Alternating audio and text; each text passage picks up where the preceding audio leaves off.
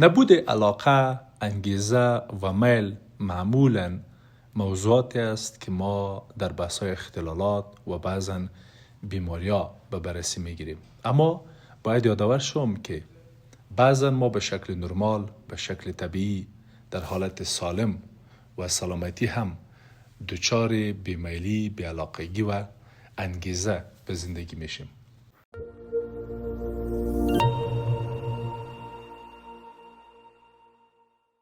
سلام دوستان عزیز، در پادکست امروز میخوایم در مورد علاقه بحث بکنیم. چرا بعضی از افراد و اشخاص علل خصوص جوانان به زندگی علاقه نداره؟ علاقه اصلا چی است؟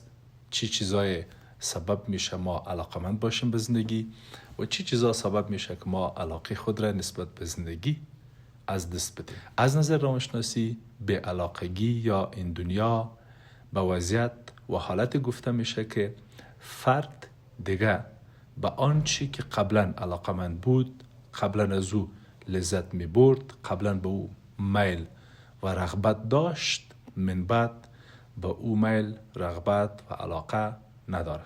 سازمان صحی جهان تخمین میزنه که از هر 100 نفر 5 نفر دچار افسردگی است که یکی از نشانه های بارز افسردگی بی‌علاقگی یا بیمیلی بر زندگی است. اگر ما به زندگی علاقه نداشته باشیم چی پیامد خواهد داشت؟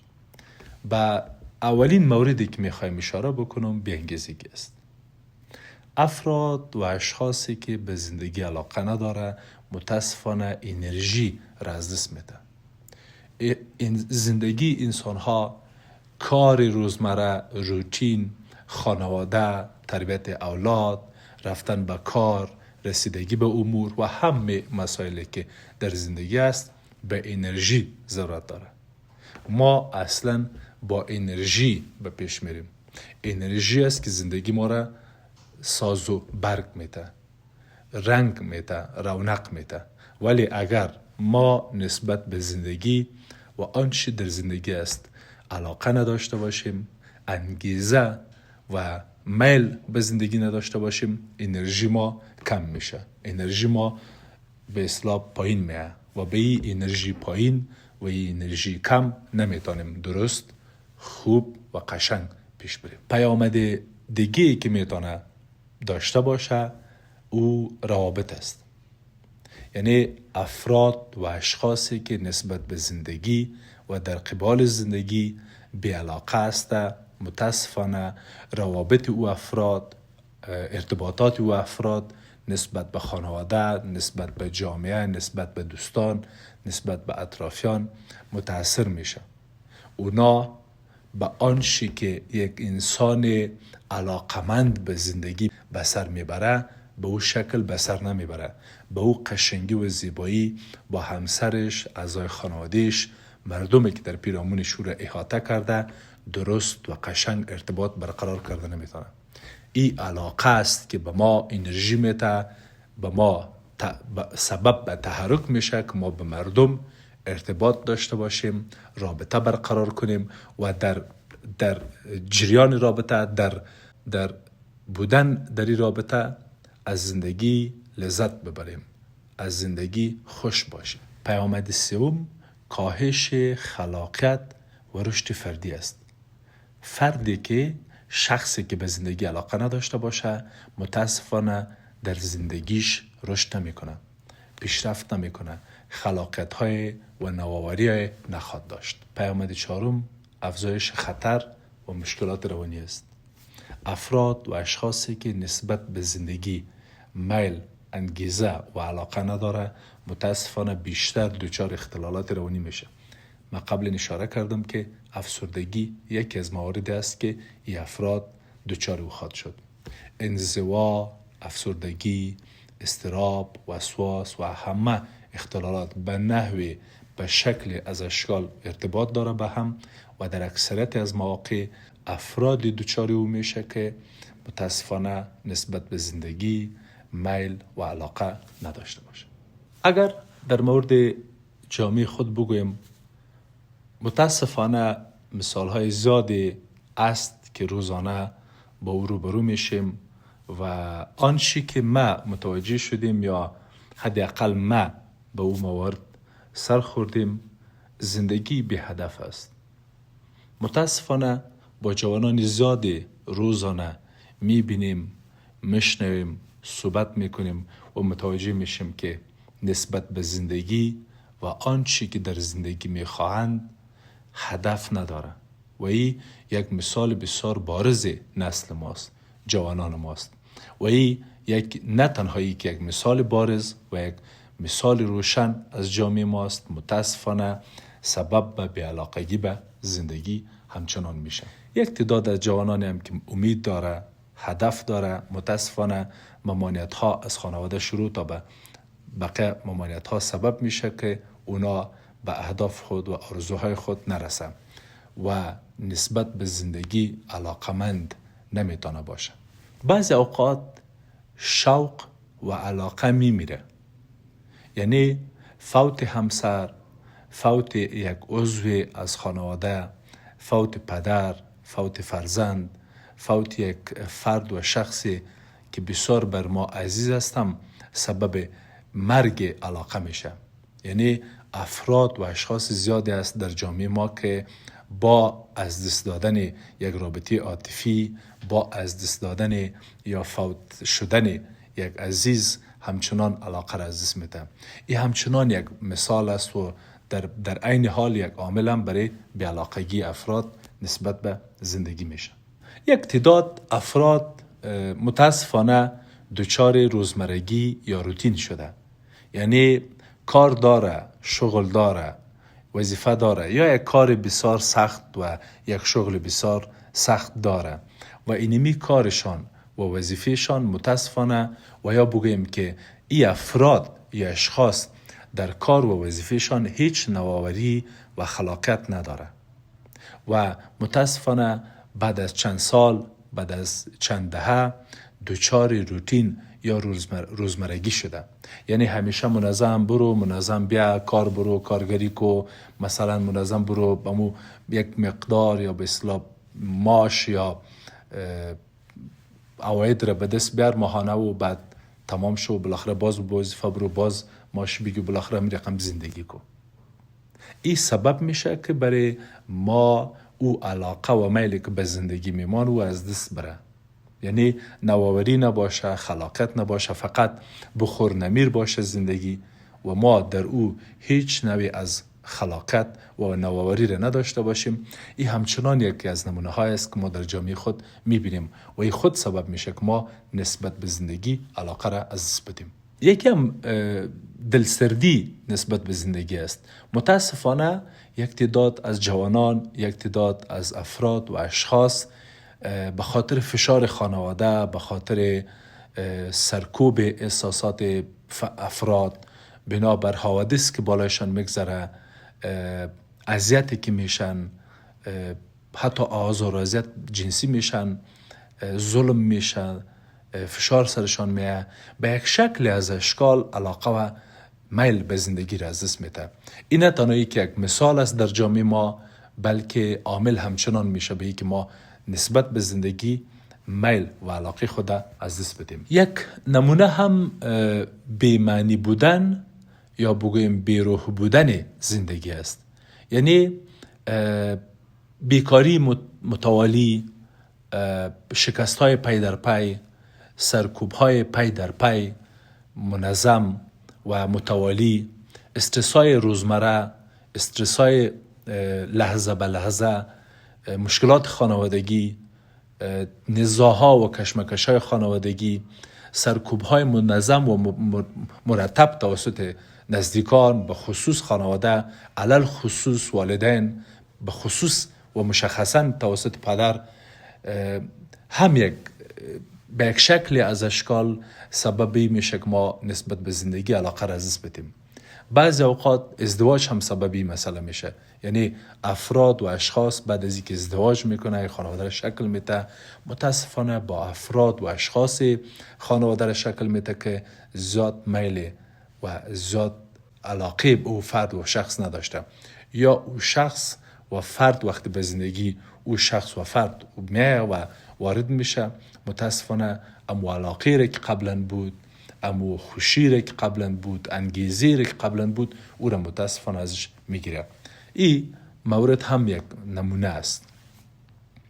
ما ورا از که یک نمونه است، یک مثال بارز در جامعه ما است، در افغانستان است، به شکل از اشکال سبب و انگیزه برای بی‌علاقگی به زندگی هم است. اما گذشته از مثالها و نمونه های جامعه ما، گذشته از تجربه ما با مراجعان، افراد و اشخاص که ما با اونا روبرو میشیم، تحقیقات علمی به باور است، یافته های روانشناسی بیانگری است که دلایل خاصی بعضا عامل میشه، انگیزه میشه، دلیل میشه، سبب میشه که افراد انگیزه و علاقه خود را نسبت به زندگی از دست بدن. از او جمع عوامل میشه اول به افسردگی و یا اختلالات مرتبط اشاره کرد. روانشناسان باورش است که یکی از نشانه هایی که یکی از علائمی که با افسردگی توأم است و در افسردگی خود نشان میده و مرتبط به افسردگی است یا در کنار افسردگی است، او بیمیلی و بی‌علاقگی است. یعنی فرد دقیقاً زمان نسبت به زندگی علاقه خود را از دست میده که افسرده شود. فرد با افسرده شدن بی‌علاقه میشه. فرد وقتی که افسرده میشه لذت نسبت به زندگی، میل نسبت به زندگی، لذت نسبت به کار و میل نسبت به فعالیت و کار از دست میده و این به عنوان یک عامل بسیار مشخص در روانشناسی ثابت شده. دوم، فرسودگی یا برناوت است. یعنی ما در کار، روزمرگی، روتین، خانواده و یا شغل خاص متواتر پیهم چنان درگیر، چنان مصروف، چنان مشغول میشیم که بقیه ابعاد زندگی را، بقیه موارد زندگی را که برای خوشی ما، برای میل، لذت و علاقه ما مهم است، با ارزش است، به او نمیرسیم. ما چنان در کار، ما چنان در وظیفه، ما چنان در پیسه پیدا کردن، ما چنان به خاطر مسائل تجمل پرستی و حل مسائل مالی خانواده میشیم که او کار، او شغل ما را دچار فرسودگی شغلی کاری میسازه. این فرسودگی نه تنهایی که در یک شغل و کار ایجاد میشه، بعضی اوقات در یک زندگی زانشویی هم ایجاد میشه که ما برش بعضا فرسودگی عاطفی هم میگیم. یعنی ما فرسوده میشیم، ما متواتر در یک کار، ما متواتر برای یک رابطه، متواتر به خاطر حفظ یک رابطه چنان درگیر، چنان مصروف و چنان مشغول میشیم که فرسوده عاطفی میشیم و او میل و علاقه را که به زندگی نیاز است او را متاسفانه از دست میدیم. سوم، متاسفانه مشکلات ارتباطی است. ما متاسفانه از او حمایتی که باید برخوردار باشیم، از او روابط حسنه، خوب، سالم و درست را که باید در زندگی داشته باشیم او را متاسفانه نداریم. ما را افراد زیاد احاطه میکنه، افراد زیادی در شهر ما زندگی میکنه، ما روزانه با انسانهای زیاد روبرو میشیم ولی چنان دچار احساس تنهایی میشیم، چنان منزوی میشیم، چنان به اعتبار و به اعتماد میشیم، چنان به ما ارتباطات ما و روابط ما آسیب و صدمه میزنه که ما خسته و بیمیل و در نهایت بی‌علاقه به زندگی میشیم. اگر این مشکلات ادامه پیدا بکنه، اگر ما دچار مشکلات ارتباطی خود باشیم، بدون شک که میل و علاقه نسبت به زندگی را از دست میدیم. این امروز در شرایط فعلی، در شرایط مصروفیت تکنولوژیکی، در شرایط مصرفگرایی، در شرایط رقابت ها، همچشمی ها و امثال مواردی که امروز در جامعه ما هست عامل شده، سبب شده که ما متاسفانه دچار مشکلات ارتباطی شویم، ارزش ها متاسفانه عوض شوه، فرق کنه، بعضی از ارزش ها از بین بره و ما دچار مشکلات ارتباطی شویم و این مشکلات سبب شوه که ما نسبت به زندگی میل و علاقه را از دست بدیم. فشار اجتماعی و اقتصادی همچنان یک عامل است که علاقه نسبت به زندگی را از بین میبره. متاسفانه آرام و یا بگویم که رسیدیم به اون مرحله. یعنی متاسفانه کار به جای رسیده که اگر البته به یک تعداد اگر کار نکنه امروز شاید گرسنه بمانه و یا شاید دچار مشکلات شود. شاید بعضی ها به این رقم و به این شکل نباشه و ما در مورد غلو کنم، اما آرام قصه به جای میرسه که دقیقاً برای همه ما بقا مهم شود، زنده ماندن مهم شود، نه لذت بردن. و زمانی که بحث فقط بقا باشه، بحث فقط زنده ماندن باشه و لذت نباشه، ما متاسفانه نسبت به زندگی علاقه خود را از دست میدیم. علاقه نسبت به زندگی از بین میره. نبود هدف و معنای زندگی. البته این موردی بود که ما امروز با یکی از مراجعان بسته جلسه بحث داشتیم.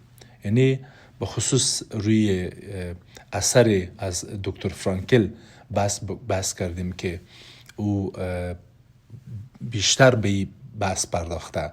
در بحث‌های فرانکل که امروزه هم بسیاری از بحث‌هایش در مباحث علمی و گفتمان‌های علمی مورد تایید قرار میده و امروز جزء بحث‌های علمی قرار گرفته و بعضی از مواردش کاملا علمی و به اصطلاح تخصصی تر شده و علمی شده، ثابت شده علمی است، معنی زندگی است.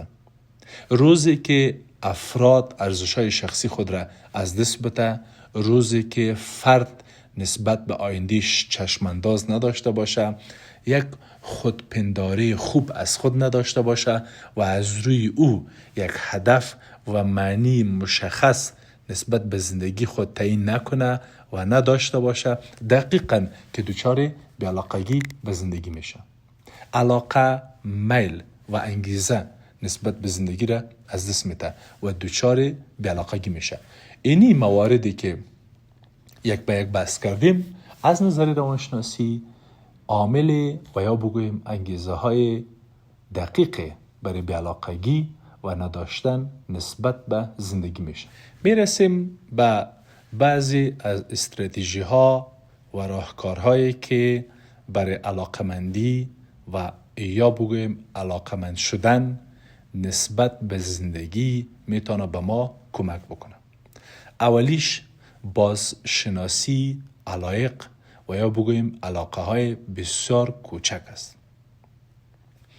ما با کارهای بسیار کوچک، با فعالیت های بسیار ساده و کوچک در زندگی روزمره میتونیم که لذت های خود را بازگردانیم.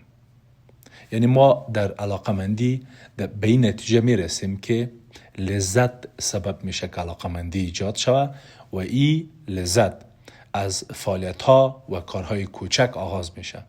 شاید خوردن یک بولانی در یکی از سرک ها و جاده های کابل یک کار بسیار ساده برای یک شخص و فرد باشه، ولی شاید لذت بخش باشه، سبب لذت شوه و این سبب به لذت کارهای همچو شوه. البته نظافت شده نظر بگیرین، کار بسیار ساده و کار بسیار آسان است و لذت بسیار خوبی خواهد داشت. من باور دارم که کارهای بسیار کوچک البته مواردی هست که من معمولا با مراجعان کار میکنم. وقتی برشان میگم که اینی کارهای ساده را چرا انجام نمیدی، اینی کار ساده را که میتونستی چرا انجام ندادی، بعدن که میرن اونا و او کارهای ساده و بسیار کوچک روزمره خود را انجام میده، پس میگه که والا استادی خب بسیار لذت داشت، خب بسیار کیف کردم، بسیار شیرین بود، بسیار خوشایند بود و سبب شد که من چند بار او را در طول هفته به کار ببرم، چند بار او عمل را انجام بدم. من چند بار امو کار را کردم. دقیقاً استاد امی کار را خود گفتیم. مثلا من رفتم در کنار جاده یک بولانی را خوردم و شورنخود خوردم، بسیار قشنگ بود و شیرین بود و لذت بخش بود و این سبب شد که من با مردم گپ بزنم، من به جاده بیام، من از مردم خبر شوم، من سر و صدای شهر را بشنوم، متوجه شوم که زندگی جریان داره و این سبب شد که من نسبت آرام لذت ببرم از بعض چیزا و علاقمند شوم. این کار شاید بسیار ساده باشه، بسیار هم شاید برای بعضا هیچ سنس یا مفهوم یا معنا نده، ولی زندگی های زیاد را و بگویم که انسان های زیاد را از ناامیدی، از افکار خودکشی و از خودکشی نجات داده. با این کارهای ساده زندگی های زیاد نجات پیدا کرده. افراد زیاد خوش است امروز و لذت ببره از زندگی و این لذت های کوچک سبب شده که نسبت به زندگی علاقمند شود. ما هم میتونیم این کار را انجام بدیم و میتونه که در زندگی ما به ما کمک برسانه. دوم هدف گذاری است که البته یک کمی شاید پیچیده باشه، از بحث پادکست بیرون شوه. یک کمی بحث است که باید رویش بیشتر صحبت شوه. اما اگر ما هدفهای کوچک و قابل دسترس و مشخص را بر خود تعیین کنیم، یا همو سمارت گولز که برش میگم، هدفها را سمارت بسازیم، این کمک میکنه، سبب میشه که ما وقتی که یک هدف کوچک را تعیین میکنیم، مشخص میکنیم، به نتیجه برسیم. یک کار کوچک را وقتی که من میخوایم امروز یا این هفته انجام بدم و وقتی که او کار بسیار کوچک را که مسلط هستم سرش انجام بدم، برای من لذت میده، برای من خوشایند میباشه و سرزنشی که نسبت به خود دارم، ناراحتی که از بی‌کفایتی از خود دارم و نسبت به خود دارم را از بین میبره. به من حس خوب و خوش میده. این حس خوب و خوش سبب میشه که من لذت ببرم یا بیشتر لذت ببرم. این لذت بردن علاقمندی ایجاد میکنه، ما را نسبت به زندگی علاقمند میسازه، ما علاقمند میشیم نسبت به زندگی.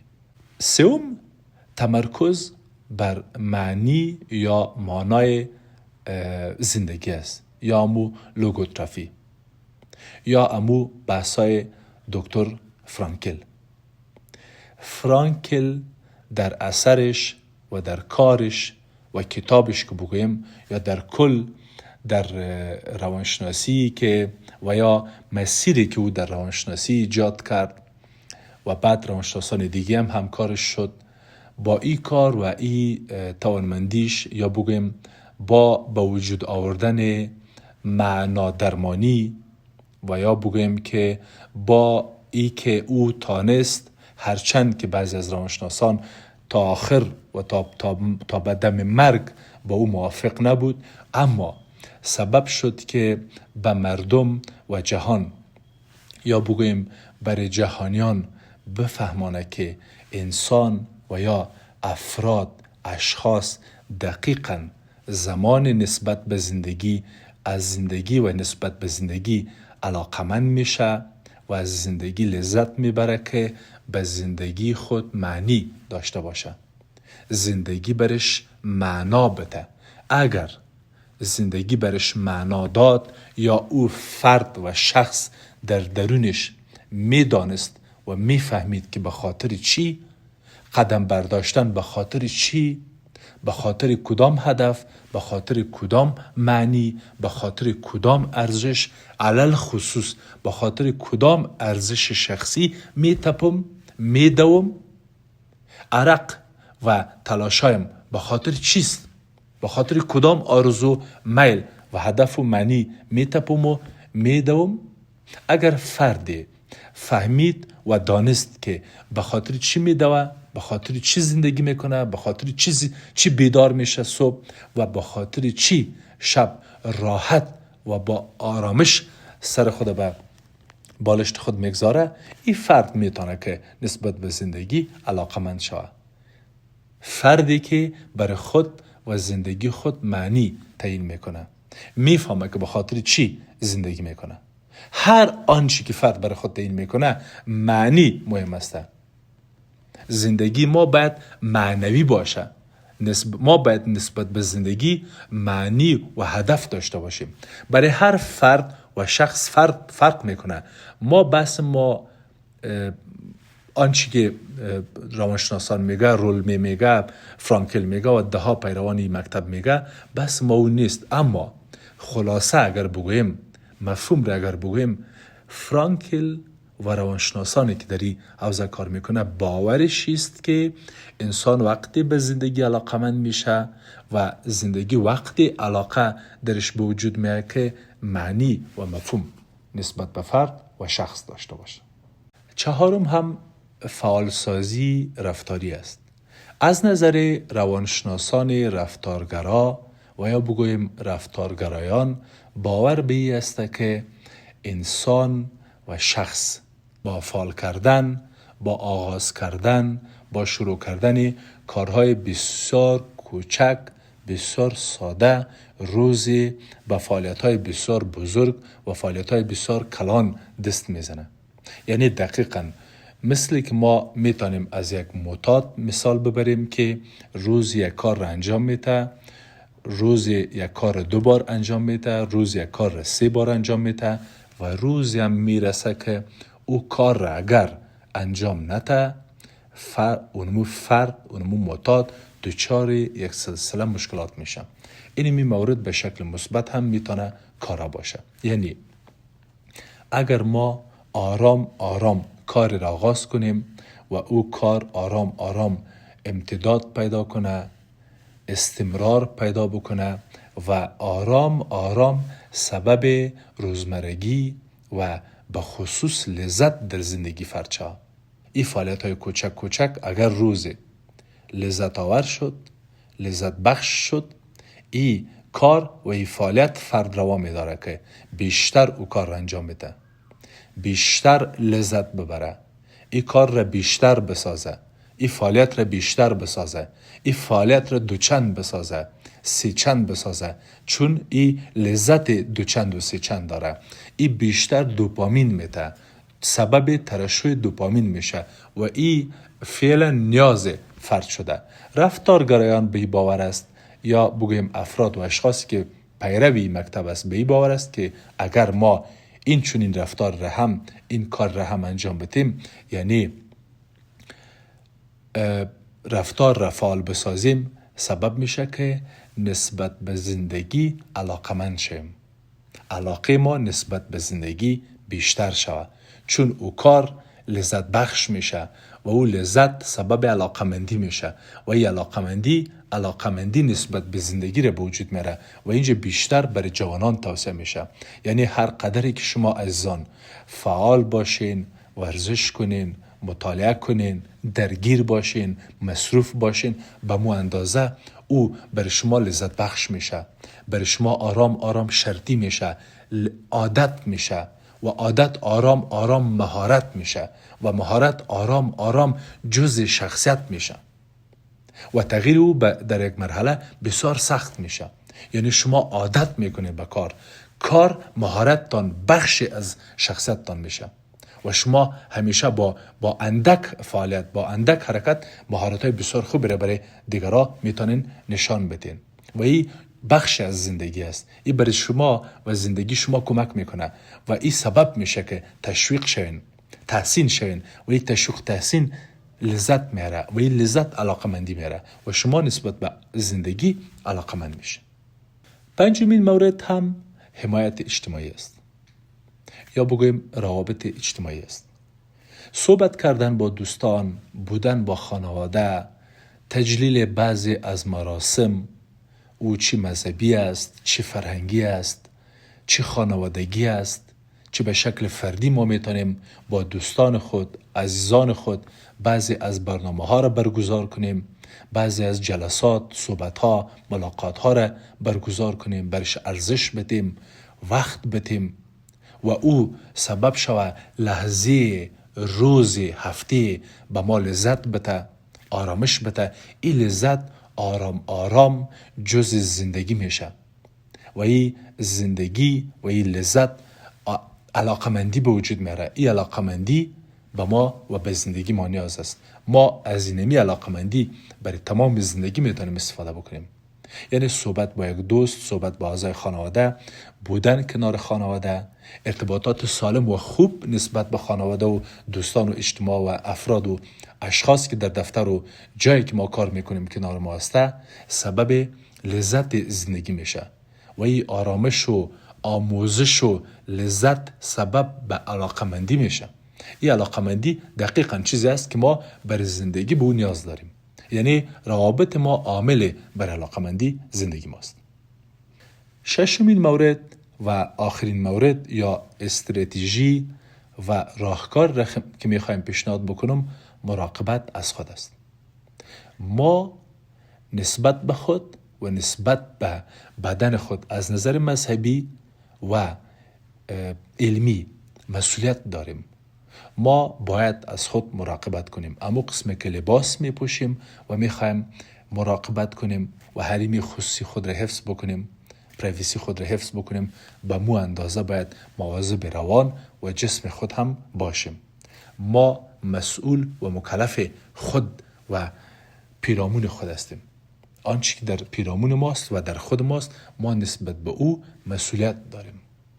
یعنی خود مراقبتی یا مراقبت از خود بیشتر ارتباط میگیره به اینکه ما چقدر ورزش میکنیم، چقدر خواب داریم، چقدر خواب ما سالم است، تغذیه ما چگونه است، چقدر سالم است، چقدر انرژی میخوریم، چقدر بیشتر قهوه استفاده میکنیم، چقدر مواد مخدر استفاده میکنیم، چقدر غذای ناسالم میخوریم، چقدر خواب ما کم است، چقدر بی‌تحرک شدیم. اینا همه تاثیر داره. و اما حرف آخر، پیام آخر یا بگویم نتیجه گیری.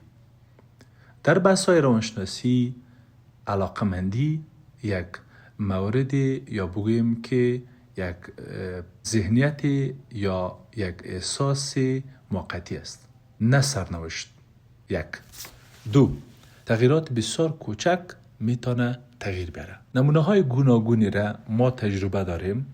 تحقیقات انجام شده که دوباره بازگشت کرده. یعنی آن چیزی که قبلا نبود یا علاقه که نبود امروز است.